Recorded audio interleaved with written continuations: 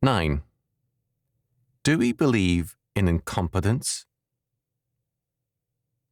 A man is known by his actions, or as our Lord states it in the Sermon on the Mount, by their fruits ye shall know them, Matthew 7:20.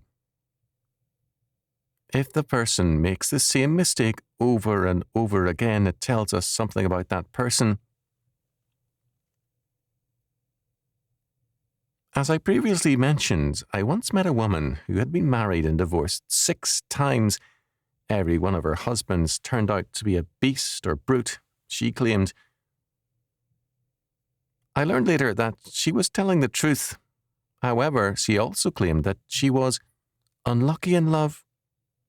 This was definitely not the truth. She was not unlucky in love. She was just plain stupid.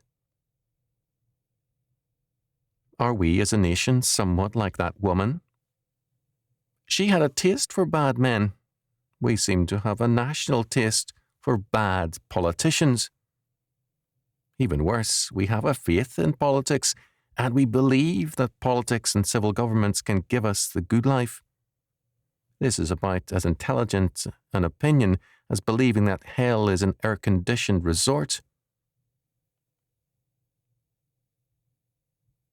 Throughout the long centuries of human history, when civil government has not been tyrannical, oppressive, and confiscatory, it has been at best just plain incompetent. Of course, only when civil governments have been too weak to be oppressive have they been relatively and mildly good. The history of civil governments is the long history of tyranny.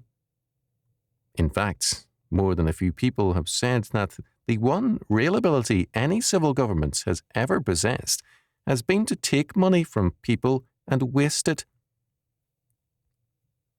States and federal agencies are very successful in taxing us and not much else. Why then ask for more civil government? Do we believe in giving more power to incompetence? Have we money to burn that we are ready to increase the powers of the state and federal governments? That woman with 6 bad ex-husbands was looking for lucky number 7. She was a cashier in a gambling casino. Are we any smarter if we go on giving greater powers to Washington, D.C. and the state capital while expecting something good to come to us? We lose both our money and our freedom, and the federal and state governments gain in power and money. Obviously, we must believe in the virtues of incompetence, tyranny, waste and mismanagement because we continue to look to civil governments to save and bless us.